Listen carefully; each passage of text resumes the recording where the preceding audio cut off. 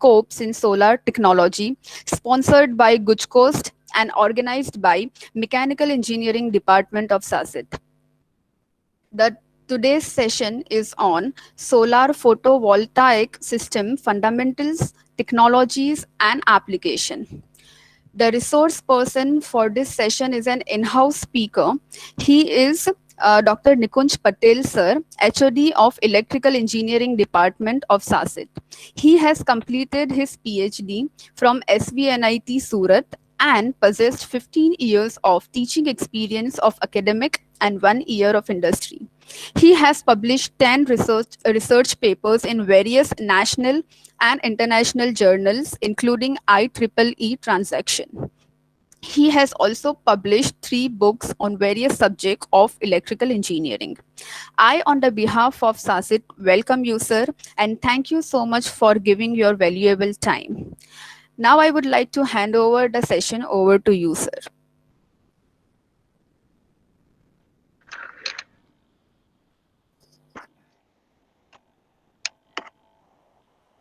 Thank you very much, Adela madam, for a nice introduction. I'm also thankful to the Professor Vipul Goti sir, Professor Mayur Modi sir, as well as I'm thankful to the Dr. Jignesh Vagasya for giving me the opportunity to deliver my expert view in this particular prestigious Guchkur sponsored STTP program. So I'm not wasting a much more time. I just share my PPT and contents, and we will start our discussion. First things I would like to clear that if anyone has any type of the doubts, then they're free to interrupt in between, not an issue, and ask your questions. No need to wait for the end of that particular presentation. Okay, friends. So I hope so. These presentations will be really helpful to you for the future point of view and the better understanding of the solar cell.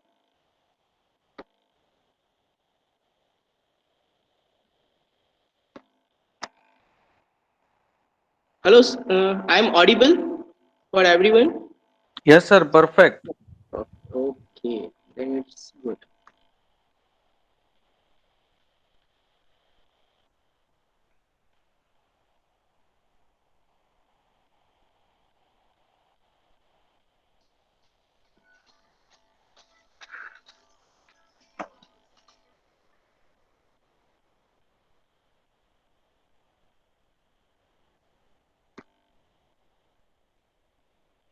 Okay, now my slide is visible. I think so.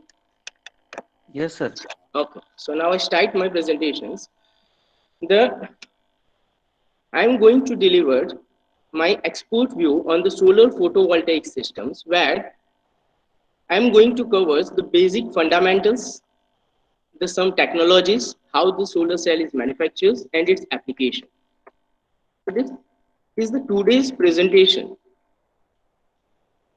flow, where I'm going to cover the first. We should clear about that the what is the energy and units, because without knowing that the energy and units, it's very difficult to find out that how much energy is generated from the solar cell and how it is useful for the nation as well as for the domestic and industrial purpose.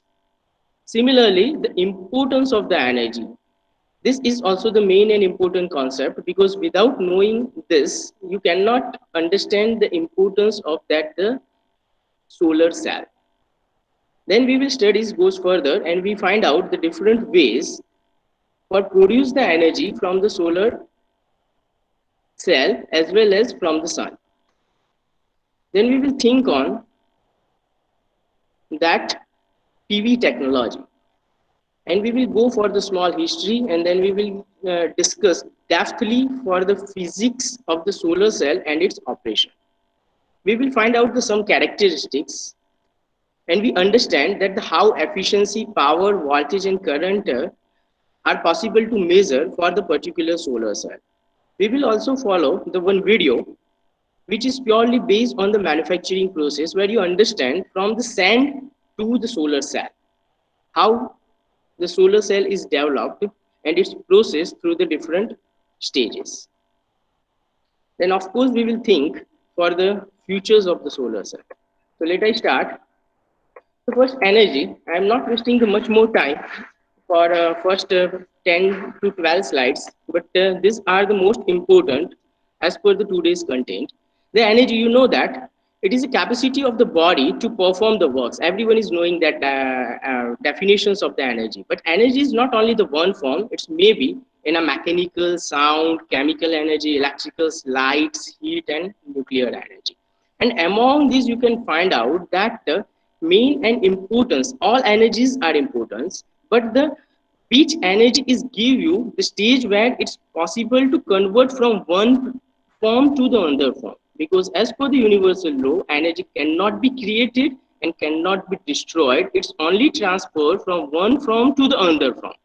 So here also, the which types of the energy is possible to transfer from one to another. So of course, one and one only is electrical energy. We can transfer the electrical energy from one form to the other form. Okay, right? So here somewhere we are going to focus on the production of the electrical energy from the sunlight. Okay.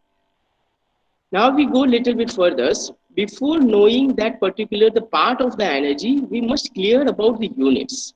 Because dear friends, if the types of the energy is changed, then according to that, that units are also changed.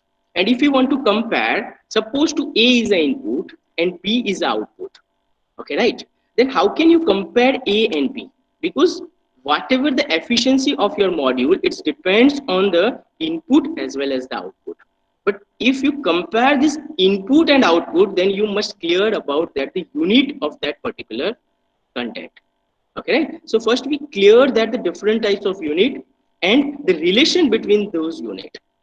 Okay, so first very basic unit, it is a calories. Calorie was originally defined as the amount of heat required as a pressure of one standard atmosphere to raise the temperatures of 1 gram of water up to the 1 degree Celsius. Right?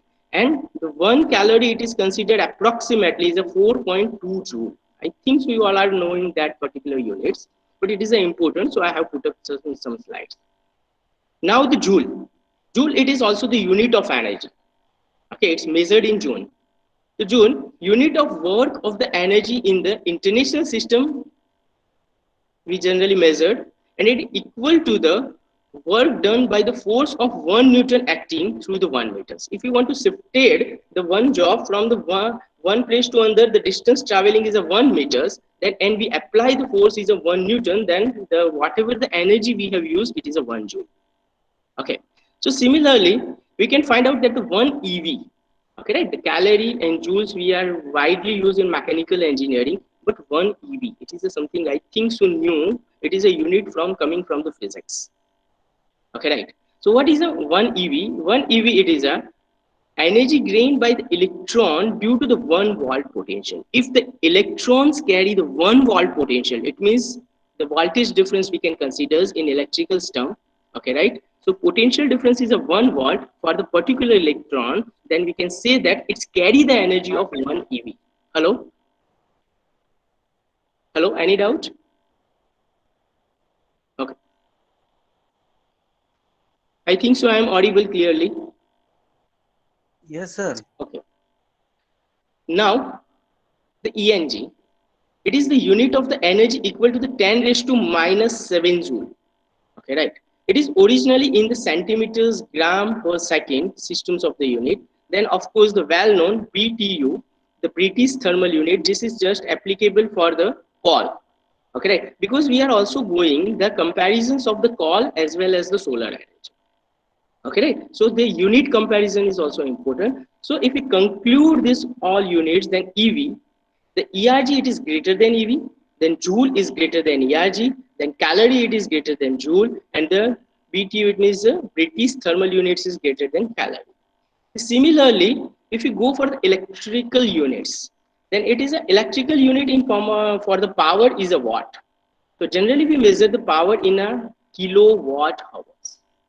Right? So 1 kilowatt hours, it means 1 kilowatt of the load runs for 1 hours and consume the 1 kilowatt hours of the energy.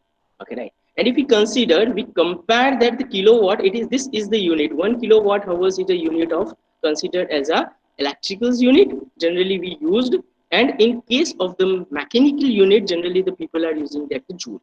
It is a 36 lakh joule. This is the relation. If I say that 1 kilowatt hour energy we have transferred, produced, or used, whatever we have performed, then it means it is a 36 lakh joule we have consumed, we have produced, or we have transferred. Okay, right? Similarly, the one TOE, okay, the ton per oil. Now you know that the whenever we think for the production of the energy, main and important source is the oil. So if you want to compare with the oil, then 1 tons oil. Okay, right? So the 1 tons oil, if you burn, then how much energy is produced? This is the unit of 1 tons per 1 ton oil. Okay, right? So look at here, this is the highest units. And if we compare with the joule, then it is a 42 gigajoule. Right? And if we compare with the kilowatt, then 11,634 kilowatt hours. So I think so this red line, it is the most important. When EV, it is the smallest unit. Okay. From EV, if we're traveling upward, then the energy, then joules, then calories. Okay, right? Joule and calorie are concerned with the somewhere mechanical parts. The bitumen, it is somewhere concerned with the call, the heat energy. Okay, right? Then kilowatt, it is somewhere concerned with the power, electrical power. Okay, right? And TOE, it is concerned with the oil, the energy produced from the oil. Okay, right? But why we compare these three? Because we are going to generate the smallest unit. We have to deal with the EV in this particular solar cell. Okay, right? And we have to reach up to the TOE. And this unit, it's give you that why up to today the solar cell is not too much introduced for the practice. Right, this is the main and important issue, but now the research and technologies has overcome this particular issues. So now we go further. How much energy is required, the main and important, supposed to we want to produce, before that we should clear about that how much is required. So according to that particular International World Energy Society, that the worldwide consumption of the primary energy in 2020, it is only 654 exajoule. Exa, it means the 10 raised to 18 joule. I think so now you are clear and you compare with the kilowatt and everything, because you all are aware about that the units. Okay, right? So it is exajoule. This much of energy is required for the entire world in 2020. Right? Now, it may be in the current, or it may be in the upcoming year up to the 2035. Here the graph is visible. Sorry, here the graph is visible. Right. It means our target for achieve the today's requirement is a 650 exajoules. If this much energy we produce, then we can fulfill the entire world energy requirements. Right. Now the question is, the problem. We are already produced this much of energy and use successfully by using of this type of sources, the petroleum, coal, natural gases, and very small contributions from the hydro and nuclears and other energies. So major contribution nearest to the 80 percentage, it's a natural gas, coal, and petroleum. And unfortunately, because of this, these particular sources are not existing for our upcoming futures. Okay, the limited sources. And the main and important issue with these sources are it create that the CO2, it means the it's create the pollution. So there are the main two issues. First, the energy sources, it means the petroleum, coal, and natural gases will be not available in future. And second one, due to this, the problem is the greenhouse gas are produced. It means the CO2, carbon dioxide, monoxide are produced. And these are really harmful to the particular earth and human beings. So look at here is the global CO2 emission ratio. So here you can find out The first in 1920 somewhere the Spanish flu comes, and then after the First World War, Second World War, and the Soviet Union collapse. But everywhere you can find out with the year from 1900 to the 2020, from nearest to 2 to 35. Okay, right? So this much of that particular percentage ratio, it is pollution is goes up and up, right? The pollution, it is very critical issues. So what to do?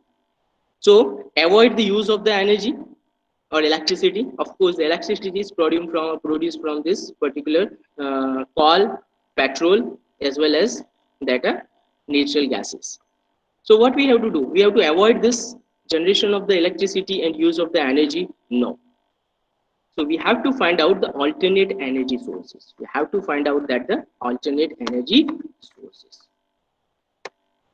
Now, the importance, we cannot avoid the use of the energy. Why? Because the population growth and GDP is basically depends on the energy. So I am not going to much more discussion on this. Okay, right? So I just keep it because you know that population and GDP itself is depends on. If I say that India is a developing country and US and Canada are the developed country, so why? Because of the uses of energy and independence in form of the energy production. Okay, right? So for that purpose, this is the graph you give the better idea where the GDP versus the kilowatt. Look at here, this is also concerned with the solar cell. Okay, right? The kilowatt, it means the whatever the electricity they are generate, according to that, them GDP is finalized. The USA and Japan are the developed country because they are produce the highest kilowatt generations. Okay, right? We are standing our position at here somewhere. It means our generation is too much low. It's not as per the requirement of the per person. So this is the human development index. It is also depends on the energy. How much energy you produce, how much independent in form of the energy, and how much energy you use. Because once you use the energy, then and then only you can build up the technology. So the conclusion is we need more and more energy to put out self as a developed nation. Okay. So this is the main and important things which one is support the solar cell. It is a developed. If we want to step up to the developed nation, then what we have to do? We need or produce the more energy. But once again, the questions comes, how to produce the more energy?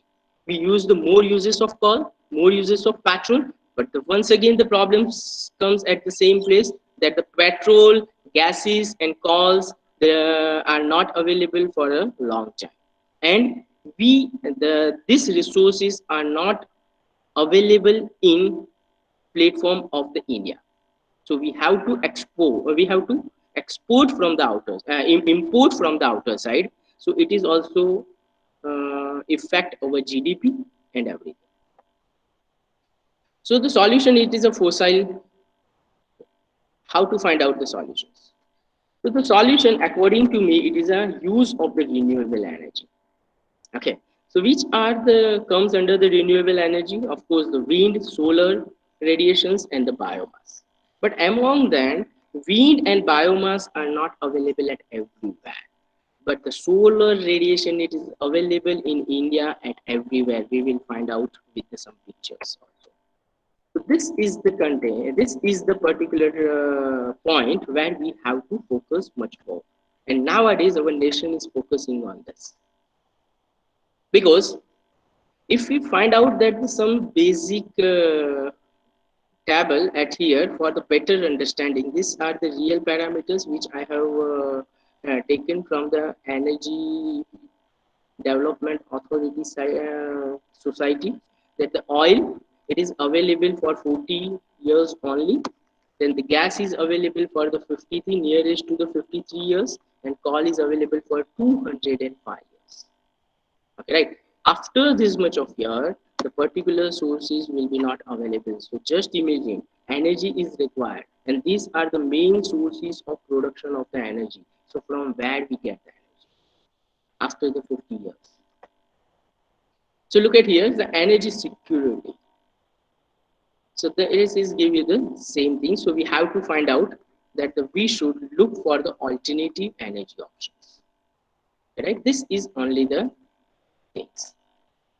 Actually, India has also the lots of availability of coal, but our coal is not a high grade. It's the grading level, it is too much low. It means it's produce the energy, but with respect to the energy, is produce the more greenhouse gases, which pollute the environment. So we are not prefer that particular coal. So the solution, it is a solar, wind, ocean and thermal energy, small hydro, tidal energy, and biomass energy, of course. But among this, once again, the problem with the wind, it's not available at everywhere. The ocean and thermal energy, the problem is it's very difficult to extract the energy from the ocean, of course. Then the small hydropower plants, the location are not available at everywhere. We cannot put up that hydro power plant or a dam at everywhere, because we have to check with the feasibility of water catchment area, then according to the space is required. Okay, so this is not possible to easy to build up at everywhere. Now the tidal energy, it is also the depends on the sun, because you know that the sun energy, it is responsible, the position of the sun and moon is responsible for the tidal energy. Okay, right? So this is also not available at all time. Now the biomass energy, of course, but fortunately or unfortunately, we have reduced the uses of the cattle. Okay, right? And we have also cut off the number of trees. So biomass energy is also very difficult. So the solution, it is one and only one, is a solar. So this is the reason why solar. I think so. Now you are clear. Now, if we find out the theme exactly what's happening in a solar, then find out the sun's energy comes from the within the sun itself. And here, the what's happening inside of the sun, that the hydrogen and helium atoms in the plasma states and nuclear fusions are happening. And due to that nuclear fusions, whatever the energy is produced, it's this production of this particular energy inside of the sun, it's required the 1,50,000 year, of course, but it's reach up to us within a within a 8 minutes. Within a 8 minutes, it travels from the atmosphere and reach to the earth. Okay, right? And it is traveled the 93 million miles to the earth, and till we are not using that freely available energy too much. So we have to focusing on that. Now the India. So look at here's the part of the India. The highest sunlight is available for the as an average for the year. So of course, our position, it is really good for getting the solar light. Now the problem is which type of the energy is coming in form of the 174 picowatts. Suppose this much of energy, it is coming from the solar. Now this yellow part, it is strike with the surface of that particular surface of particular earth. But this 174 picowatt energy is not transferred to the earth, only 89 picowatt is absorbed. And the other 10, 37s are dissipated in the air. And 33, it is absorbed by the atmosphere. Once again, this particular energy, it means our active part is a 89 picowatt. We have to focusing on this energy, which is purely available on the surface of earth. Right? So we have to focus on 89 picowatt, it means nearest to 90 picowatt. Why we go for the, now we just focusing on the solar cell. But for convincing, just I have put up this slide. This is not a hypothetical thought, it is really true that if we covered the 100 by 50 kilometer square area with the 10% efficiency of PV module. Actually, nowadays the PV modules average efficiency, it is a 17 point something. Okay, 17%, right? 17 to 80 and maybe 25% reach in the certain cases. Which type of PV? Some PV cells are used For the space application, them efficiency is nearest to the 20 to 25%. But in regular use, we are using that the particular solar cell we will study, its efficiency is a 17% on an average. But we just focusing at here only the 10% efficiency covering the 100 to 50 kilometers area in India, of course, because the light intensity is good in India. Okay, right. Then we fulfill the productions of the today's country. Whatever the energy is required in entire country, we will fulfill by this much of covering of area. So just imagine. Then this is only the option for us for to make put up ourselves in a developed nation. So now this is the location of India. I am not much more discussion, but look at here. This is also the important slide. That is solar, wind, biomass, and electricity. So look at here, the solar radiation falling on the earth with the 90 picowatt. We already cleared that the 90 picowatts is available on the surface, but yearly solar flux and the human energy consumptions. Okay, right. So how much energy is consumptions? The solar energy it is 3 billion 850 million exajoule, right? This much of energy available, but how much energy in 2021 we have used? We have used only 650 exajoule. It means we are using this much of energy, we are producing this much of energy for the entire world electrification. Okay, right? But sun is give this much of energy for the entire for the complete year.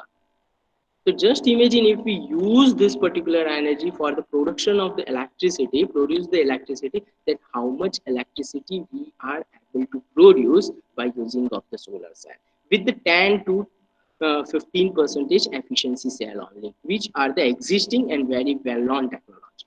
We will discuss on it. So this is the beauty of this.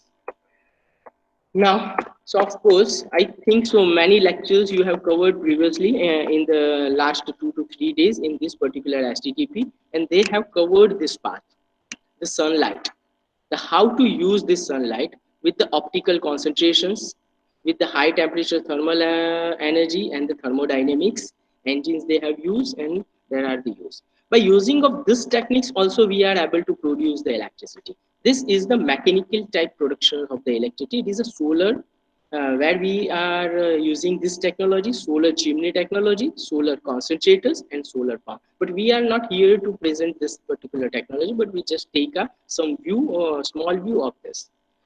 But I am here to going to discussion on the solar cell. And look at here, the conversion stages are more for produce the electricity from the sun by using of the mechanical structure. It means the solar concentrator or thermal mechanism, which is very long process. Okay, right? And it's maybe a complicated, we will find out in the next slide. But in case of the solar cell, directly sun is striking with the solar cell, it's produce the energy. So this is the beauty of the solar cell. Okay, and solar cell is produce the electricity. So energy conversion through the solar cell is too much simple. This is the main and important advantages to motivate the use of the solar cell. And today the Indians are motivated by the government. So now look at here, this is the solar tower. I just give you the small review that these are the reflectors which you have already studied and presented by the different speakers, that whatever the sunlight stacking on this glass is, these are the simple glass, not a solar panel. This here particular rays are reflect from the surface and concentrated on that particular point. This is known as a boiler at the top, and we supply we circulate the water from this particular boiler. Then what's happened, water is heated, the temperature of this boiler is reached up to the 7,000 degrees Celsius. Just imagine. So due to that much of temperature, it is very easy to boil the water, and that particular steam is used for striking with the steam turbine, and steam turbine coupled with the generators, and we produce the electricity. But look at here, the area is much more and the system is little bit complicated compared to the solar cell. Now the other ways are concentrated type solar cell, Then the solar concentrators, I think so you have already studied. I have find out some PPTs from the previous speakers. Then solar chimney, I think so you're clear about that. This is only the mechanical structures.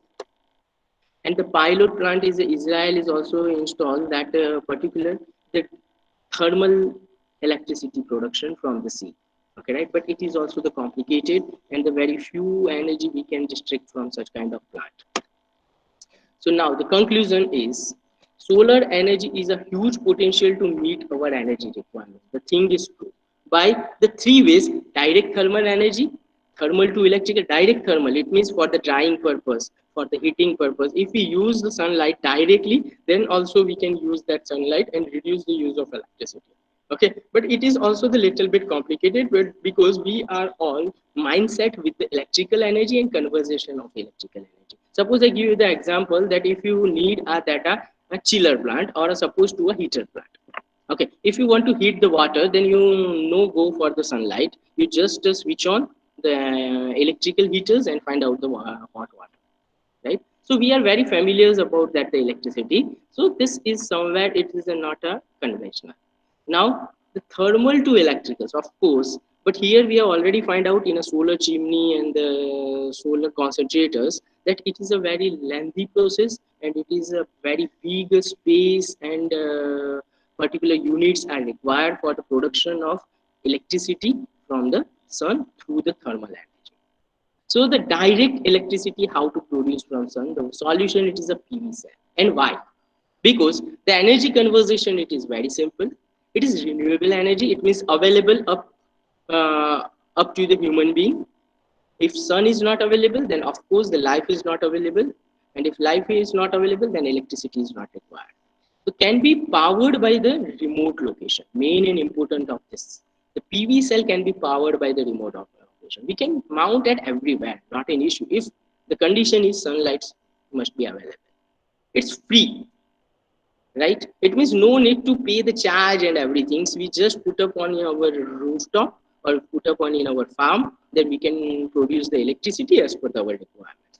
The limitless, of course, it depends on you how much area you cover, how much particular sunlights you captures, and according to that you produce the electricity.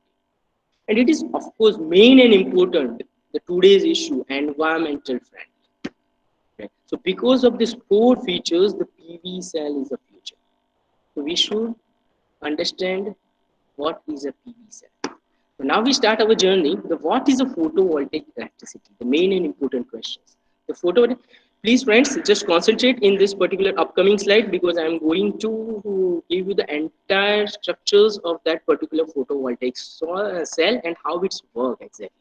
And we are also somewhere covered that how it's mount. The photovoltaic it comes from the word photo, meaning lights, and the voltage. It means the lights and photos, and because of that, we have understand the one unit is a EV. In the first three slides, EV electron volt. Okay, right? It means the one electron it's carry the one volt, then it is the unit of electron volt. So that particular electron volt, it is a that much of energy electron is carrying from the photolight, which one is available from the sun.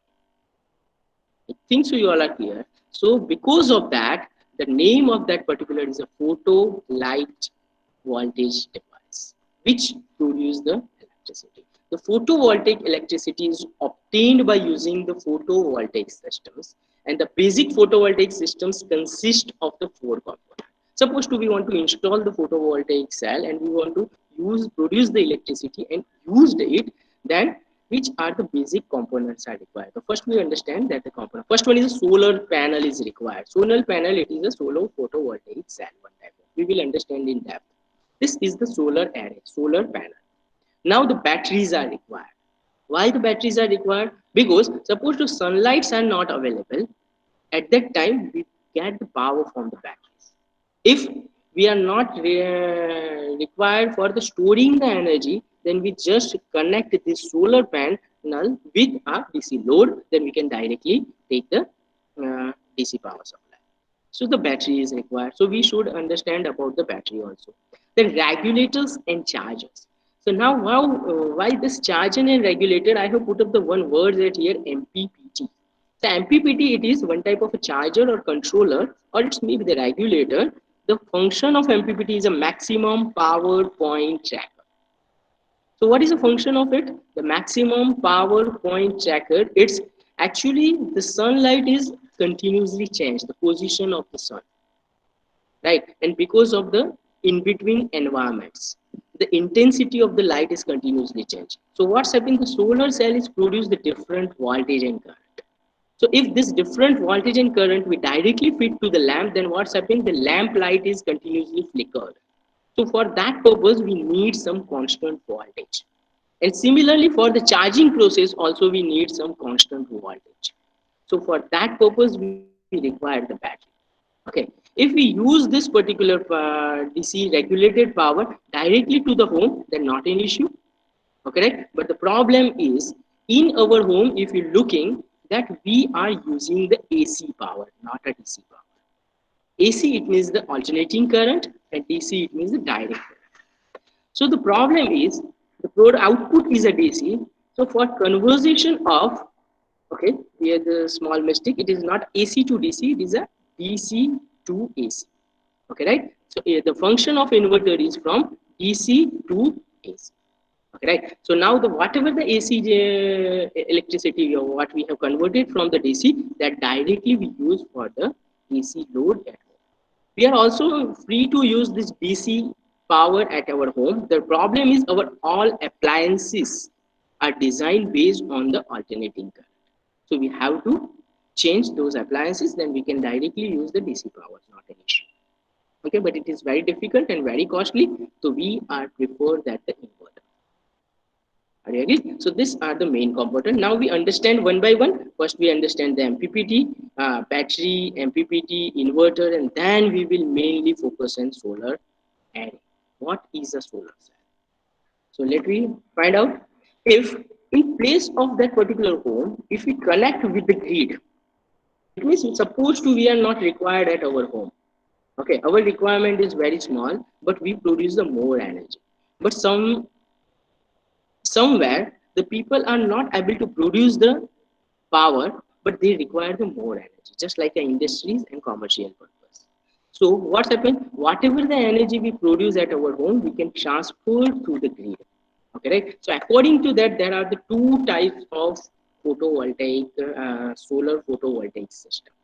First one is off-grid system. Off-grid, it means it is independent system where the um, particular grids is not connected, and on-grid system, it is grid is connected. Okay, right? I think so. You all are clear about the grid. Grid, it is a one type of transmission line. So now look at here. First is the off-grid systems. So in case of that particular off-grid system, I think so now you are clear about this off-grid system where the grid is not available. Whatever the power is produced due to this PV cell, this power directly we use for the DC load. If the DC load, if AC load, then directly we use to the AC load through the inverter. And this is charger controller, it is a MPPT. So through the MPPT, we regulate the power, it means the constant voltage, and those constant voltage we transfer to the inverter for converting from DC to AC. Okay, right? And that AC power is transferred to the AC load, and we use it. So whatever the generate, we directly use. If we are not using, then we store for our battery unit. This is our particular storage unit. And whenever the sunlight is not available during the night time, that particular energy we use for the AC. Now, on-grid system. In case of the on-grid system, main and importance, the battery is replaced with the grid. Here, we need not to store the energy. What's happened? Whatever the energy we generate, that particular energy, whatever the energy we generate, that particular energy through the through this, we transfer this energy from DC to AC, and that AC energy we just used the maximum energy at for our household, and if we are not using the complete energy, then we have to transfer the remaining energy or a power. I am using that the word is energy. Okay, right? Okay, the power, it is also the one type of the content of the energy. So that power we transfer to that particular grid. So the other people are use that particular power. Suppose to at a night time, the solar cells are not, sunlights are not available. At that time, we use the energy from the grid. It is also the big research topic because the problem is continuously PV panel voltage is fluctuated. So we cannot connect that particular PV panel directly to the grid. Otherwise, what's happened? It's maybe your PV panel is burned out due to the over voltage from the grid. Okay, right? Or it's maybe your PV panel is damaged. So this is the inverters and maximum power point checkers are the main and important device. Before that, let me understand that the solar panel. Solar panel, it is a crucial component of the systems. And the function of the solar panel is to collect the solar radiation. And from that solar radiation, it produces the electrical energy. Now, in case of the solar panel, that are considered name is array whenever you go for the market. They are using the three words array, module, and cell. So very basic unit, it is known as a cell. Actually, the cell, it is a main and important small parts of the solar photovoltaic, right? The number of cells are together according to the capacity, requirement capacity of the voltage and current. Okay, right? According to the voltage and current, number of cells are together and we prepare the module, right? So of course, the capacity of the module, it's more than cell. And number of modules are together, then it's become a one array. And of course, the array capacity is more than the module. I think so you all are clear about it. And now the question is how to connect the cell. Look at here, the number of cells are connected, but how to connect? In series or parallel? In electrical terms also, and in real practice also, there are the two lines. It is a series line and parallel line. Okay, right? So here also, how to connect in series or parallel? Okay, so let me find out this solution of this particular question. Suppose to we consider this is the one cell or one module. We have considered this is a one unit. The capacity of this particular one cell or one module, this is the module, but we consider as a one cell also. The capacity of this module is at 12 volts. Okay, right? And it's give us the 5 ampere current. Okay, right? 12 volt and 5 ampere current. But now if required a 24 volt and 5 ampere, then what to do? Then of course we have to connect the two same module in series. So what's happening? Your voltage capacity is doubled, but your current capacity is remain same as per the electrical. Similarly, if we go further, then here also these all are connected in parallel, then the current capacity is increased and voltage capacity is remain same. Here the 12 volt is there, but the current capacity is increased. So according to the requirements, we can go further. If we want to 96 volt and 5 ampere, then what to do? Then of course the all cells are connected in series. Look at here. How many cells? 1, 2, 3, 4, 5, 6, 7, and 8 cells connected. So I think so someone provide you that particular module or cell, then you are able to find out or district set according to the requirement of voltage and current. So it is very easy process. Okay, once you have prepared that module and cell, now what's happened? We go for the battery, selection of the battery. So batteries, there are the number of batteries are lead acid, lithium monoxide, lithium metal, polymers, lithium ion and lithium ion polymers. This is the new technology. Fifth and sixth are the new technologies. Okay, right? But we required a rechargeable batteries. Okay, right? So these primary cells are not usable. So the rechargeable batteries we have to use. So look at here, the lead acid batteries, then the lithium monoxides and lithium metals and manganese. This is the polymer battery which the research are going on this particular batteries. Okay, right? Itself it is a good research area. So I think so you all are clear about this particular rechargeable batteries. Right. Now if we go a little bit further, that main and important battery, suppose we have select the battery from that particular market. Now go for the MPPT. What is the role of the MPPT? The MPPT or a maximum power point tracker, it is an electronic DC to DC converter that optimizes the match between the solar array and the battery bank or a utility grid.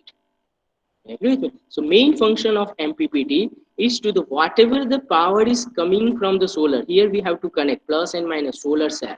Okay, this is easily visible here, right? So whatever the power is coming from here, that particular power is used and that particular power is regulated. It means the supposed to a voltage level, it is continuously flickered, then voltage level is regulated, and then constant voltage is given to the output this battery terminal for the charging of battery. If we want to use at our home, then we can directly take in that power from this board. I think so you all are clear. So here the plug is and here the battery is. So this is the capacity of 40 ampere. This is the MPPT. Actually, in this particular place, the MPPT is not only the solution. So look at here, this is the MPPT. But sometimes the people are not only using the MPPT. The connection of this MPPT is a solar cell, then MPPT, and then directly we use for the particular unit. Okay, right? This is the inverter. Okay, right. So in place of the MPPT, PWM, pulse width modulation, it is also the unit. Okay, right. So suppose to as an engineer you go for the market for the pulse width modulation or a MPPT, then which one is beneficial for us? So for that purpose, like we compare that the MPPT maximum, these are the techniques, electrical techniques, and this is not due to the time is not permit for the explanations of the how the MPPTs work and PWM work. Okay, if we will find the time in future, then we will definitely discuss. So MPPT, if we compare the MPPT and MPPT and PWM, then MPPT has a charging efficiency, it is nearest to 30%, and PWM has a charging efficiency is low. So now more warranty and outputs in case of the MPPT. Warranty and outputs are also lowest, and more prices. Why they are providing the more? Because it is a too much mature technology, and whatever the component we use for the MPPT, this reliability is more. So because of that, the advantages is the prices are less. So if we require the more efficiency, good warranty, good output, then we have to forget that price in case of the MPPT. Now the inverters. As we have discussed that the function of inverter is convert from AC to DC. Okay, right? It's only convert, not a produce. Whatever we feed in form of a AC, the same amount, or it's maybe due to some losses, the particular amount give as an output. So it's give in a DC input, and it's provide as a AC output. Okay, so here we can visualize the photo of the 5 kVA. Actually, this is also the good topic for the discussion, but we are not going to discuss about the DAF technology because we have to focusing about the solar cell. Okay, so I think so you are clear about this DC too. Now, once again, you are clear about the inverter, you are clear about what is the role of MPPT, you are clear about the battery and the solar cell. Right now, once again, we reach up to the solar cell. Actually, solar cell, it is of course the main and crucial component.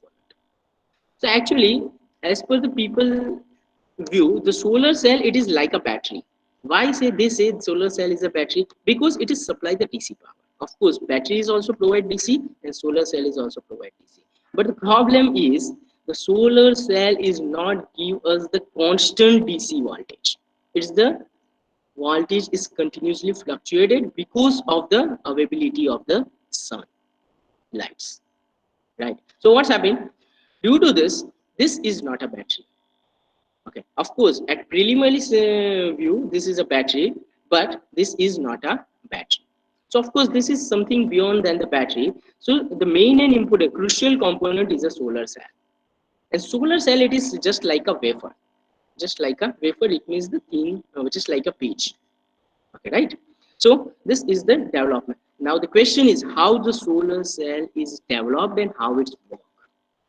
So before going to the questions rise in our mind that particular solar cell, it is a new technology. No, solar cell is first introduced in 1839, right, by the Alexandra. Is the then afters, and they have produced that developed the solar cell with the 1% efficiency, and at that time they have used the gold for the manufacturing of that particular solar cell tracker, solar cell tracks. Okay, right? We will study about that too, those tracks, it means the conductor. Now then after in 1946 first patent was registered. As you know that the once patent is registered, then and then only this work is justified. Okay, right? So the patent is registered, and then after in 1954 the first solar cell with the 6% efficiency is comes into the practice in laboratory. Okay, right? With the particular these three scientists, right? So 1944, they introduced that solar cell with the 6%, and today we reach up to the 18% or 17% efficiency on an average. So look at here.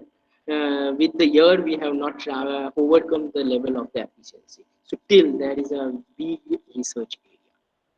Okay, so now how to do the research? For that purpose, we understand the manufacturing process of the solar cell and how it works. So basically, the solar cell, photovoltaic cell, it is manufactured in many different ways, and according to the manufacturing process, they are classified.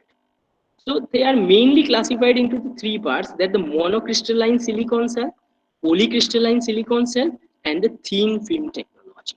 So according to the manufacturing process, if we compare these three, then we can easily identify that the single and monocrystalline silicon cell give us the 17 to 20% efficiency.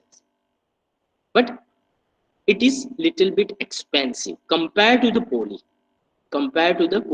But poly has a low efficiency. It is cheaper than the mono, but efficiency is a very low. Generally in India, the people are prefer that a polycrystalline silicon cell. But whenever you demanding for the quotations, that particular suppliers are prefer that the single monocrystalline silicon. But if we concern with the India, that the monocrystalline silicon, it is designed for the particular low temperatures. So in our India, on an average, more than 30-degree temperatures is there. So because of that, the polycrystalline, it is a perfect for the Indian environment. Right. Now the MR for silicon cell. So look in here, you can find out at here. Of course, the looking of that looking of that particular monocrystalline, it is like this, and look of the polycrystalline. So from panel or from cell, you can easily identify this is a polycrystalline and this is a monocrystalline silicon cell. And then the MR for silicon cell, its efficiency is very low, but it is very cheaper. So people are trying to find out the improvement in this particular amorphous silicon. It is a non-crystalline silicon. It's called the thin film technology. Okay, right? So people are doing the lots of research in this area for improving the efficiency, because this is the cheapest way of produce that solar cell. So now here also we can find out the different types of the solar cell: monocrystalline, polycrystalline, cadmium, tellurium, and CIGS. So look at here, I go for the previous slide. In this particular previous slide, these are the classification based on that particular manufacturing process. Now here, the classifications based on the which type of material you have used for the manufacturing of the solar cell. So here the cadmium is used, here the arsenine and CIG material is used, here the amorphous is used. According to that, they have identified. So I think so you all are clear about this particular things. Now some more material oriented classifications are available, but these are not used in practice. It is a particular gallium arsenide, GAAS. Okay, right? We will understand the construction and everything. The made of the gallium is used for the space application. Actually, the efficiency, it is really high, 20 to 25, highest efficiency of the solar cell in 2021. If maybe in futures the more efficiency solar cells are available. So I think so, but we are not, but it is a too much expensive. So use for the solar space. Otherwise, the people are using the monocrystalline and silicrystalline. So look at here, the crystalline silicon, it's look like this are the solar modules, and these are the different type of the manufacturing process. But we have to think for this. It is a most important concept. The why silicon? Actually, whenever we think for the solar cell, we first put up a finger on the silicon. The solar cell, it is made by the silicon only. Why? So this is the reason. So silicon and how it's construct exactly, how it's work. Actually, what's happening? The light is strike and the electricity is produced. It is a magic? No, it's not a magic. It is a physics. So let me understand the physics of the solar cell. The silicon atom have 4 outer electrons Look at here. You know that the structure of the silicon, 4 outer electrons. Okay, right? And if the number of silicon atoms are together, they prepare the bonds like this. It is a balanced structures. The double bonding structures are there, right? But in this silicon, if we added a boron and phosphorus, then what's happened? Actually, the boron has a 3 outer electrons and phosphorus has a 5 outer electrons. So whenever we added this boron, so look at here, 3 outer electrons and here the 5 outer electrons. So the structure is like this. Now, if we added this boron into the silicon, then what's happening? The one space is blank because the boron has only the 3 electrons. So bonding, it is one bonding is failed. So at that particular place, electrons are not available, so it's known as a hole. So hole in the structures. So there is a one hole in the structure, and this hole is continuously moved according to the movement of the electrons, right? So this is the when we doping the boron in a silicon. Similarly, if we doping the phosphorus into the silicon, then what's happened? Here the 5 electrons in outer orbit. So because of that, what's happened? The 4 electrons are make a bond. 1, 2, 3, and 4. But 1 electrons is become a free. So this is the electron structures where the free electrons are there in phosphorus and boron has a free holes. So here the free holes, then this is a p-type silicon structure. So this is make a p-type. You know that p and n, p and n type structures for the semiconductor technology. Okay, right? There are the 3 type of things: conducting, semiconducting, and insulating, right? And the solar cell, it is a semiconductor. It is a one type of diode. We can say that the solar cell, it is a one type of diode. And we know that diode has a anode and cathode. It may suppose p and n junctions. So according to that, we have considered that the p junctions produced because of the borons where the holes are there, and n structures produced topping by the phosphorus in silicon where the electrons are. Now what we do, because of this p and n structures, it's together, we have to put up together, and because of that the electric field is produced. Now the question is, sir, what's happened that due to this the electricity is produced? So let me understand that part. Okay, so with this way the electron, this is the n layer, okay, with the doping of phosphorus, and this is the p layer with the doping of boron. Okay, just we have discussed it here. Now we go a little bit further for the understanding of the solar cell. In case of the solar cell, there are the 2 parts, and there are the 2 layers, n-type and p-type. In case of the n-type, we doping with the phosphorus, and in p-type, we doping with the boron. In a boron, p-type, the holes are there, and here that particular electrons are free electrons are there. So this is the, and whenever these 2 things are together, it is a p-n junction. It is a known as a p-n junction. So look at here. Now exactly what's happened. I have not much more time in this particular because we have the limited time. So I just keep it and I just focusing on the main part. Okay. So look at here, the n field type and p type. Right. So whenever the lightning is strike, so what's happening? The lighting, it means the photon energy is strike. This photon energy is captured by the electrons and it travels from entropy, from inside of this particular, here the insulating layer, in between the insulating layer, because of that insulating layer, these electrons are not transferred from here to here, or these holes are not transferred to here from p to n. Okay, right? But whenever the particular light is striking, what's happened? The electrons is carrying the energy of this light. This light energy, it is, I mean, photon energy is helped to cross this particular region. And because of that, this is work like a battery. It means the electrons are together at one places. Electrons are together at a one places at n times. And number of holes are together at here. Now, whenever we provide the connection from the outer circuit, if the connection is not provided, this is the open circuit. If we provide the connection, then this is a short circuit. So due to the short circuit, the current is flow. Okay, right? So we can easily find out. And here there are the 2 conditions. Look at here, the current is flow. Now just concentrate on this slide where the values of R, it means the whatever the load we connected, it means two terminals are there, and between two terminals supposed to be connected a lamp, and the resistance of lamp is very much high. Then what's happened? Then current is not flow. So here between these two terminal, you got the maximum short circuited voltage. Are you agree with me? It means sorry, open circuited voltage, right? And if the resistance it is very low with the lamp, then what's happening? The current is flow maximum at that time. The current is maximum, but the voltage is approximately zero in this case. I think so you all are clear about this. So because of that, we can say that it is a very simple solar cell device, a simple PN junction of the SI, where the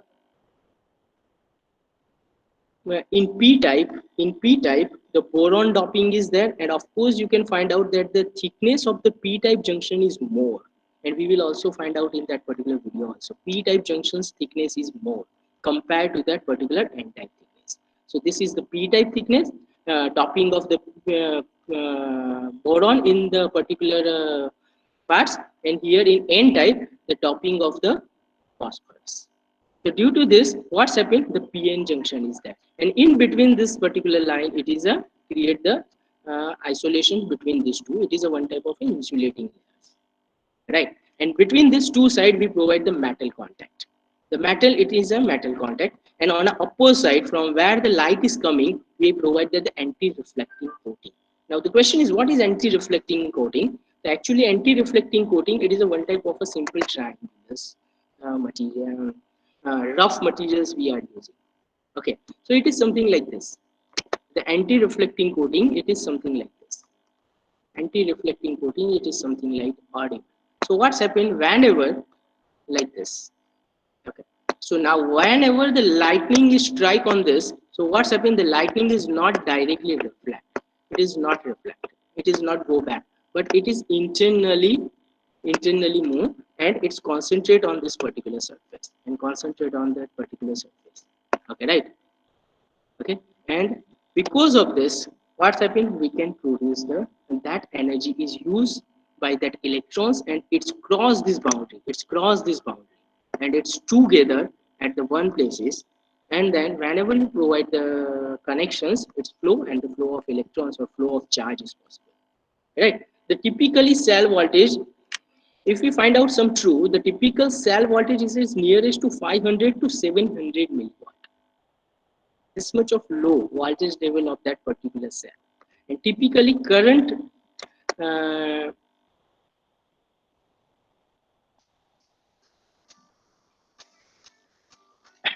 and typically the cell current, it is a 20 to 40.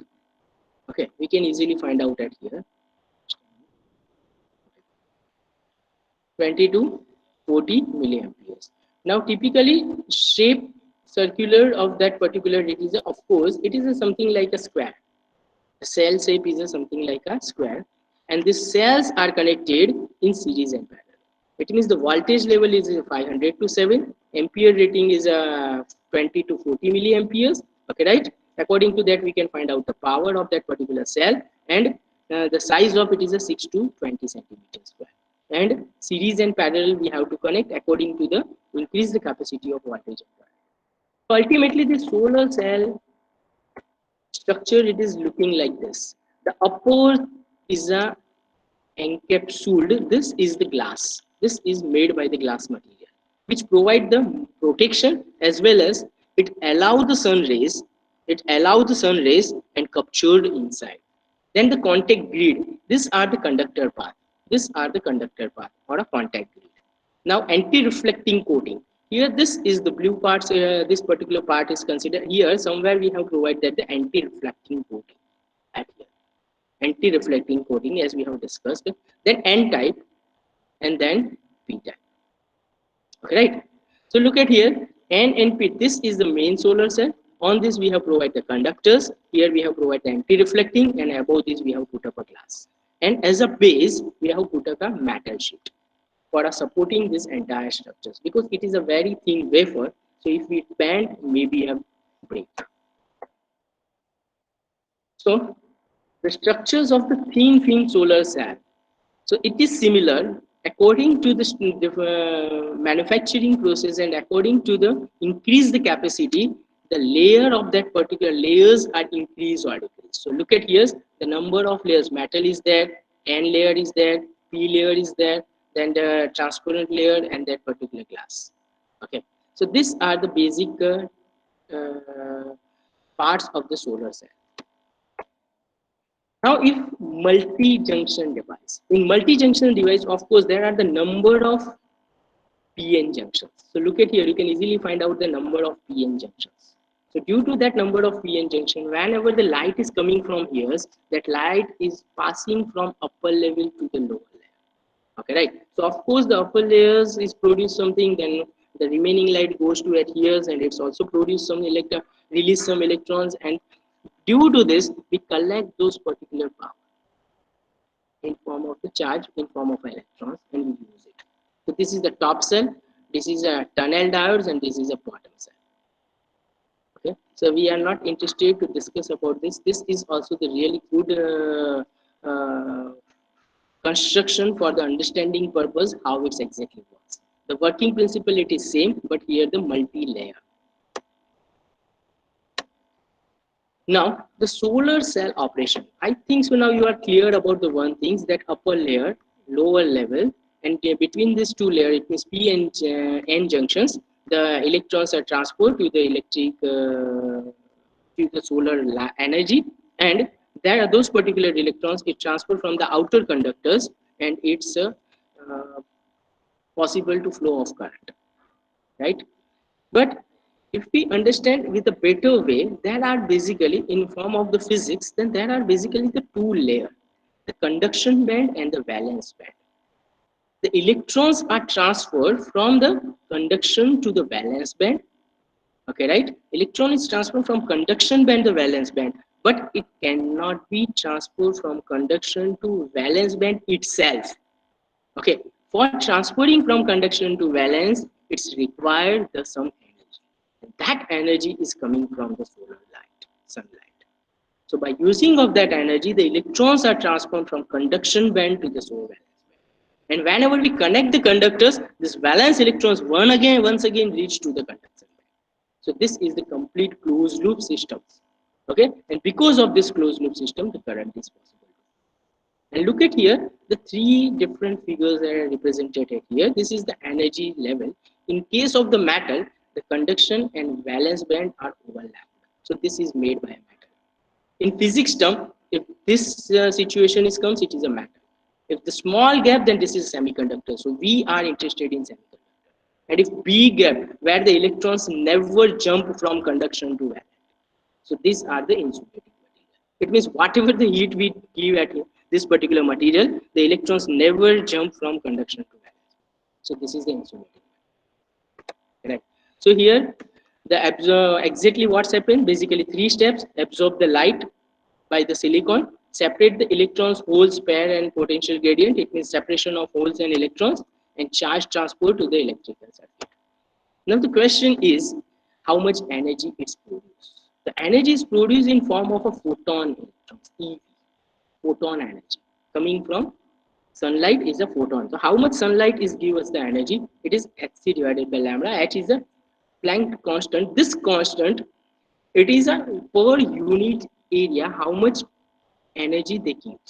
And this is the velocity of light for particular area. This, and if this much of velocity is available, this much of velocity is available, and this is the lambda is a wavelength, then we can say that this is the average. On an average, this according to this equation, on an average, the sunlight is give the 1.24 upon lambda micrometers. The photon energy is available, and this energy we have to use. So how this energy is used? For transferring from conduction band to the valence band. So here you can find out that upon the absorbing the light electrons, they jumped from conduction band to the valence band. And because of that, the electric electrons are flow and current flow is possible. So now this is also the very good understanding purpose I have put up. But due to the time limitation, this is the little bit repetition, but with the depth. So I am not going to discuss much more about it, but you can easily find out at here And this is the band, energy band. This is the high energy band and this is the low energy band. Okay, right? So electrons are transformed from one energy band to the other. Okay, right? By using of that particular light. So here you can easily find out in this figure uh, that this is the pure silicon. And in previous case study, we have doping with the boron and phosphorus. But it doesn't mean that these two are only the material which, by using of which we can produce the p and n junction. Of course, the boron and arsenine, then carbon and phosphorus, aluminum and gallium. Okay, right? So by using of this combinations also, but of course, the base is always silicon.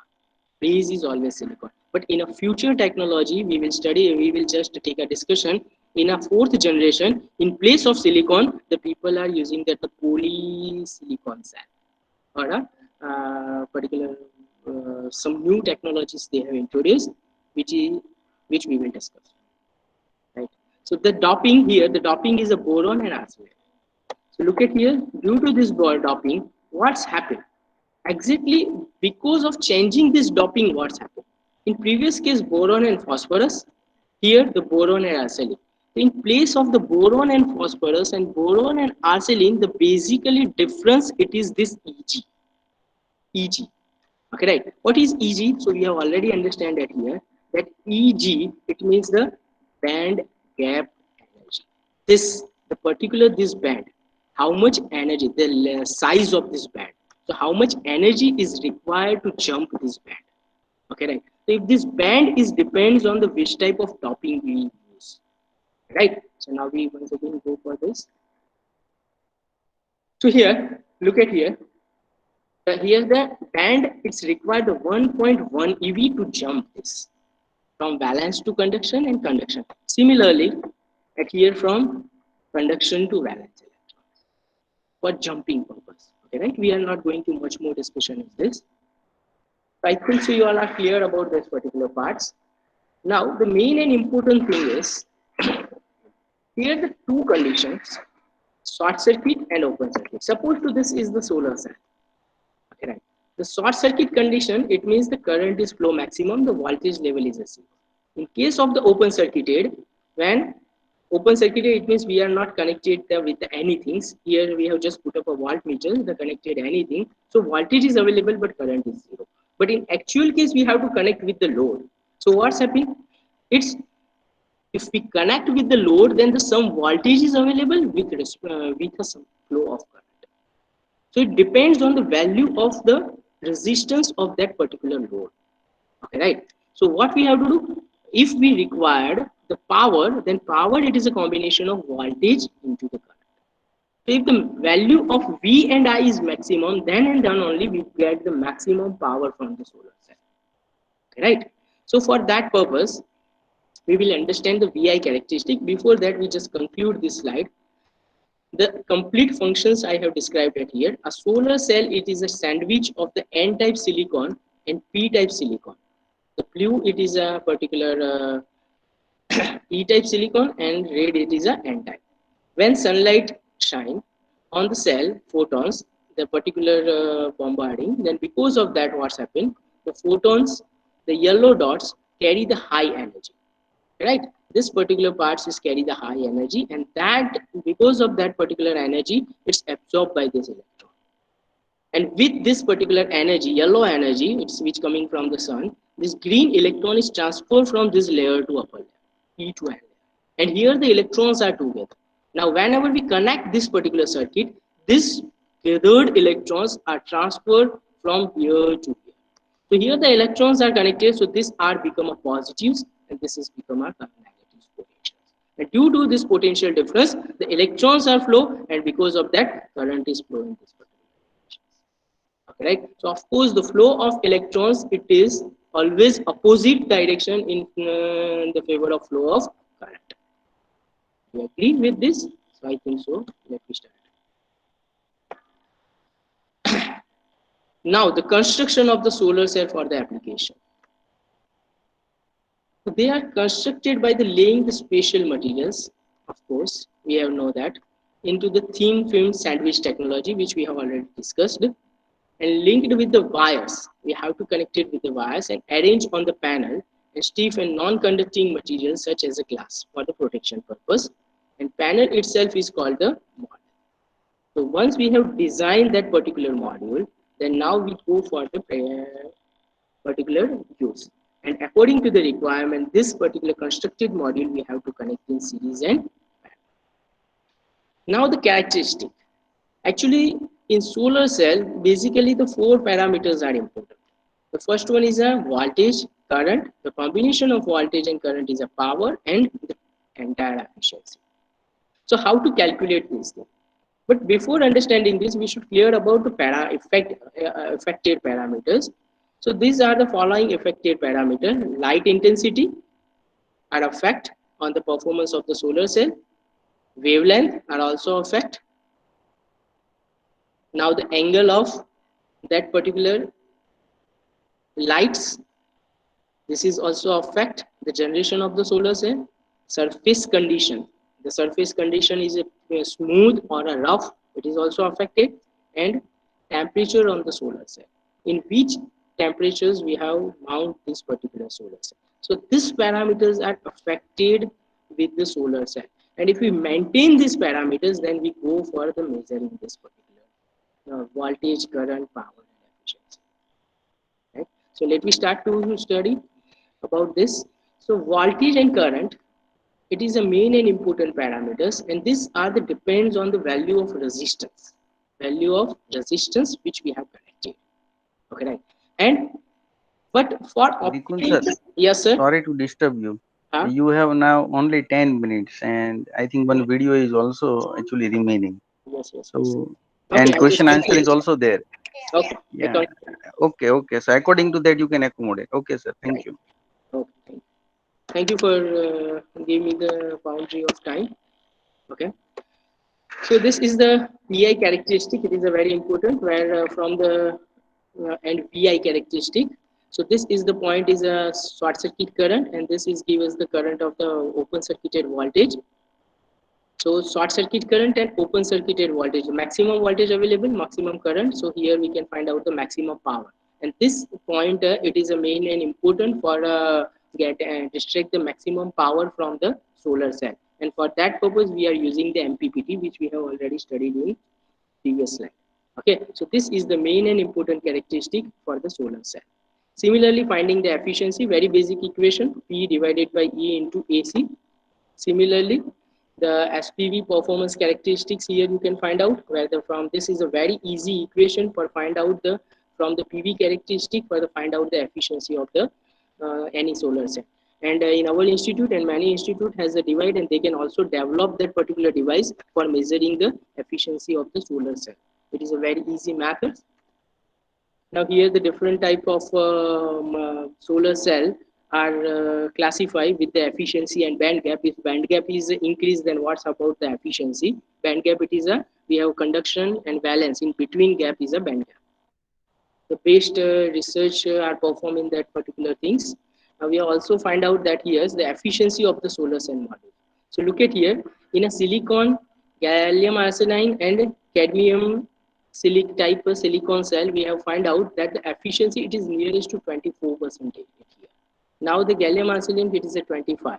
Okay, right? This is the laboratory. This is tested in laboratory. But whenever we go for the real module, the efficiency is of course goes decrease because of the parameters which we have already discussed. Okay, right? And the manufacturing process. So this is the complete manufacturing process, which for this we just follow the one video for understanding the manufacturing process of the solar cell. Okay, right? So let's say the video.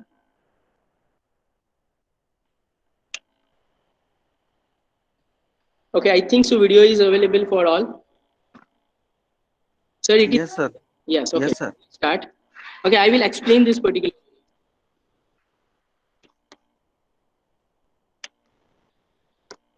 Look at in this video. This is the basic sand.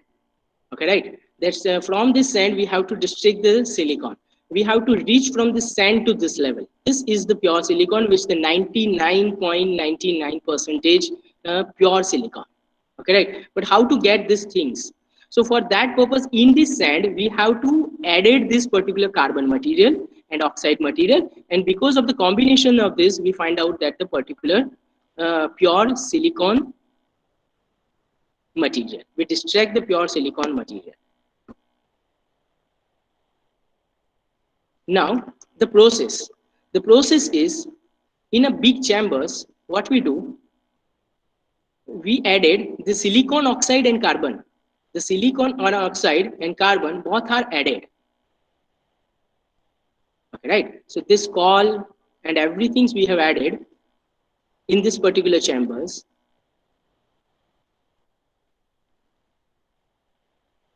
and by using of the electrodes,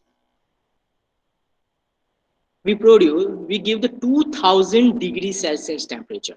And because of that, from the silicon oxide and carbon, the silicon and CO is released. So till there are the two things. Till this is the particular product which has the one percentage efficiency. Actually, here you can find out in both of the case, both of the hand, the two particular silicon materials are there, but one has the only 1% efficiency, and this is the pure silicon which has the 99.99% efficiency. It means till there are the some impurity inside of that particular silicon.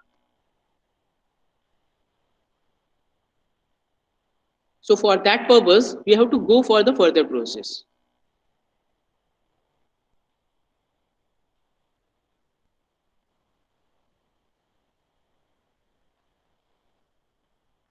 And for that purpose, we have to passing that particular gases. And due to that gases, what's happened, the other purity is just become a heavy and it's together at a one place. And the silicon, it is become a separate, and we distract that the pure silicon material from that particular things. So due to that gases, what's happened, the entire road and job, it is a break like this. It is converted into the powder, and that particular powders we together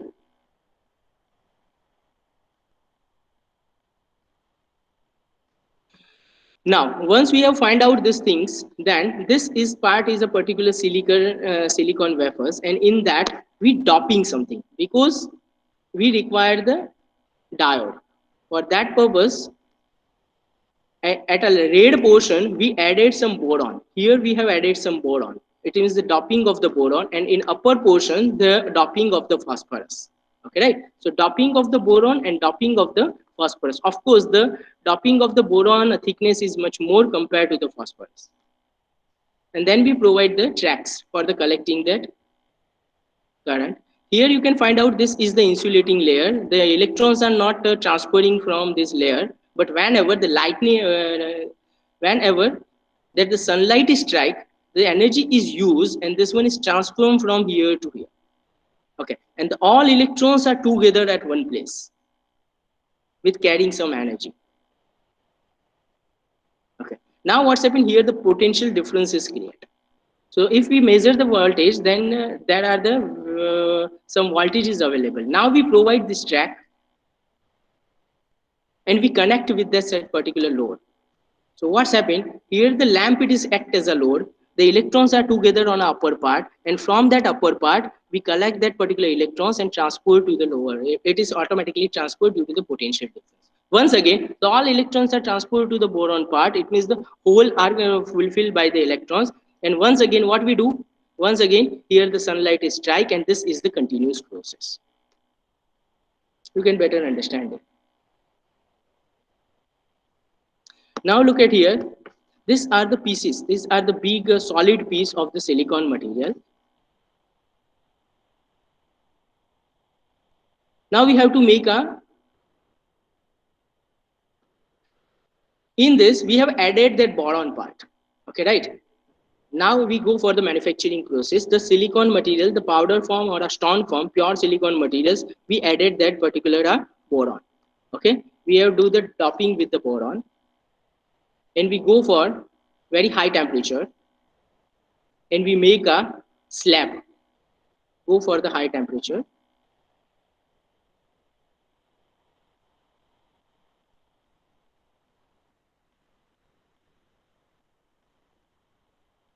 Now, this is the part where the boron is there. Okay, right. This is a particular silicon job where the boron is present. It means it is a complete p layer. P layer is ready. Okay, right. Now we go for the further process.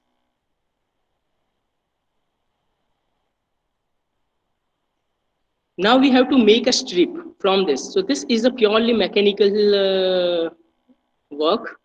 We have to just cut, but the problem is how to cut, because we require only the 2 to 3 mm. The thickness of the strip, it is a nearest to 2 to 3 mm. So for that purpose, the entire job is go for that particular cutting machine, where this is known as a wire cutting machine. Okay, we are not using that the CNC and everything, because the CNC, it is burn the layer. Whenever we cut with the CNC, the borders are burned out, so it's in electrical term it is not useful. So for that purpose we are using the wire cutting machine. So wire cutting, it is a strong wire which is passing, and the length of the wire, it's maybe the thousands of kilometers, it's continuously passing. We just find out that job.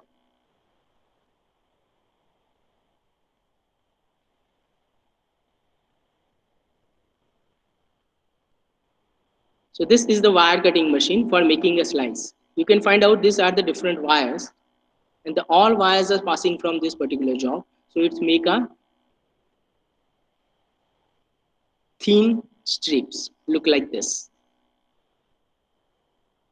Now the thing is ready, but till it is only the P layer. Boron doping. The phosphorus doping is not there. So now what we do, on the upper side of this,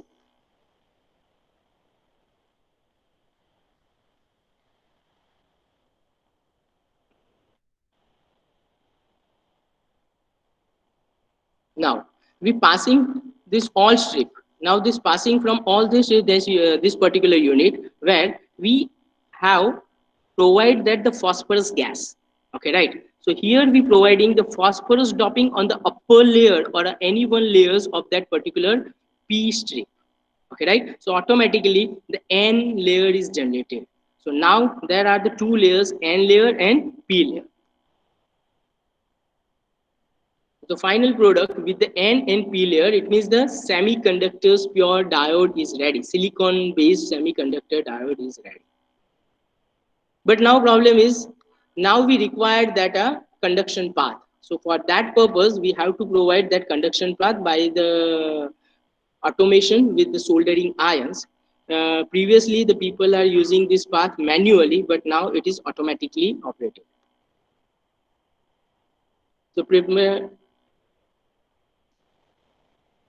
So look at here, you can find out that the two bus bar. Okay, these whites are the bus bar which collect the electrons.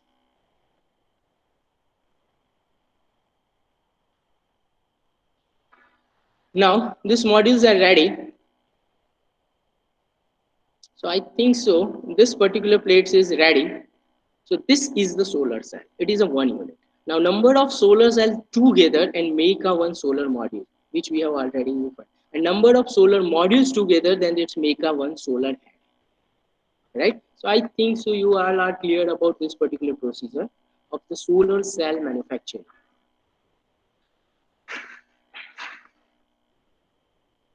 Now I think so. You all are clear. So we have find out that the cleaning process, then sulfuric process, then the HCl process, and spin and doping process. So ultimately, this process are listed out by the metallizations, patterning, metal etching, and the metal anneal. And because of this process, we just prepare that particular solar cell.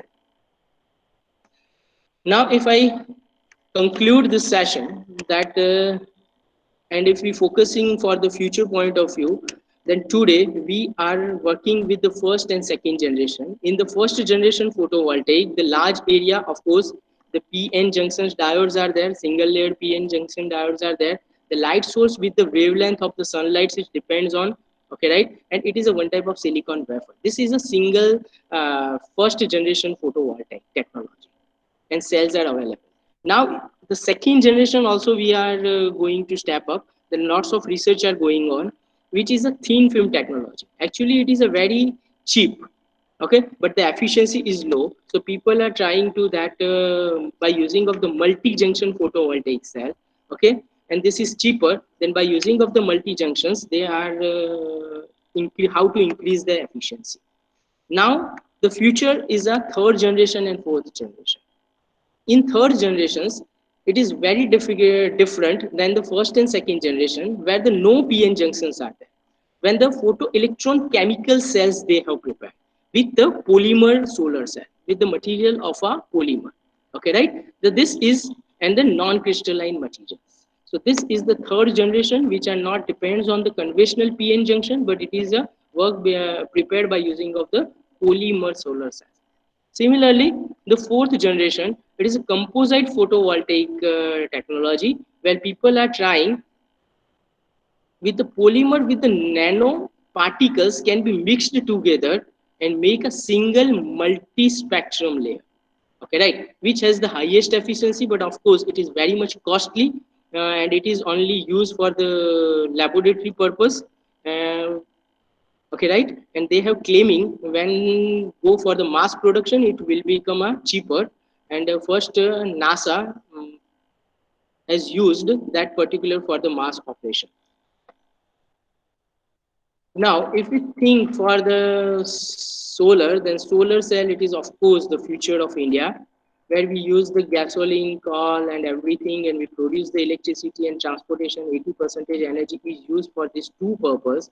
And if we use the solar in place of the conventional gasoline, coal, gas, nucleus energy, and we produce the electricity, and that electricity used by using of the electrical vehicle in transportation, then what's happened? And also we use that particular electricity for the industry, domestic and commercial, then definitely we will reach up to the developed country. So I think so this is the conclusion of my session. So any questions, then please free to ask.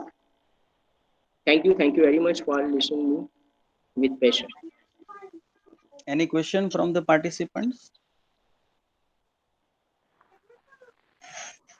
Sir, this is Mahesh Asani from EC department. Yes, Mahesh sir. Your session was very good and very useful for me, as previous lecture were all mechanical based. So was a little bit easier for me. You can understand it. Thank you, sir. First question, sir, from me. We are using this solar cells to reduce the pollution. Okay. Okay. So in the silicon making process, you have shown the equation SiO2 silicon dioxide plus 2 carbon Okay. points. The equation is silicon yes. plus 2 CO. So It this means this silicon process is itself generating carbon monoxide pollution. So yes, right. So how much that pollution is produced? Okay, yes, the really good question, and I'm impressed with your questions. The actually one things I skipped, but it is most IMP, that the question is why we are not produce that particular solar cell in India. This is also the one parallel question. Okay, right? Why we are not produce the solar cell? We are export from the China. The question is, for the process of producing the silicon cell, we require the lots of energy. This is the main and important drawback of that particular solar cell production. Lots of energy. We have find out that the nearest to 2000 degrees Celsius temperatures we have to produce for distract Si from the SiO2. Now, as your opinion that SO, but SO in form of a hard form, not in a gas form. This is the beauty of this particular production. As CO in form of a hard form. So we can collect that CO and we can produce, we can use for that particular as a road manufacturing technology where it is not harmful, directly harmful to the environment. Okay. Okay, right. That was unknown to me. Unknown to me. Sorry, That was okay. Very good. Yes. Sorry, sir, I want to add it. The CO is also used, carbon monoxide you can consider that it is also used for some manufacturing process for the industries, as I noticed in some videos. Okay, right? So that point of view also we can use that particular CO. Okay. Thank you, sir. Okay, thank you very much. Yeah, Sir, good morning, question? sir. Good Sir, good morning. morning, sir. Good Doctor, morning. sir, good morning. Good morning, Sir, sir. Sir, as you have mentioned, 100 into 50 kilometer square area is required for producing the energy for India. Okay, Yes, electric energy that is required. So, yes. so nowadays, how much area we have covered? Okay. Sir, nowadays we have, of course, I have not a perfect dimensions in form of that what you want. Okay, right. But actually, we are not reaching up to that particular position. Of course, Okay, if we reaching up to that particular positions, then we will fulfill the entire requirements of the electricity of not India, sir. I have mentioned that world. okay, sir. I have Okay, mentioned that world. Puri okay, dunia. Yes. okay. Thank you, sir. Thank you. Okay. So we are too much lagging, sir. Yeah, any more questions? Okay. Thank you, Bhatt sir, and thank you, Asnani sir, for asking these questions. So at last, Nikun sir, this Yes. was really a very interesting session actually, because of you have given so many fundamental concepts. Because of as far as the mechanical engineering branch, and we are majority from the mechanical branch, so we don't know about this fundamental knowledge of the PV and photovoltaic effect.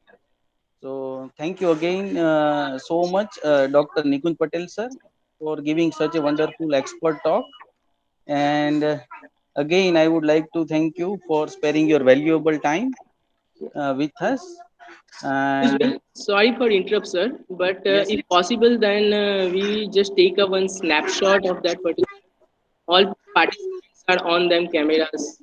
Possible. actually, Nikun sir, we have actually taken in inaugural function actually. Okay, okay. Then not an issue. Yeah, yeah, and because of see once after that 11:45 we have to start one more session. Okay, not an issue. Yeah, yeah. So all the participants, we will meet on the same link for the next session at 11:45 sharp. So please join as soon as possible. Thank Okay, you. thank Thank you you. very much. Thank Yeah, thank you, Nikun sir, and thank you, my all dear participants.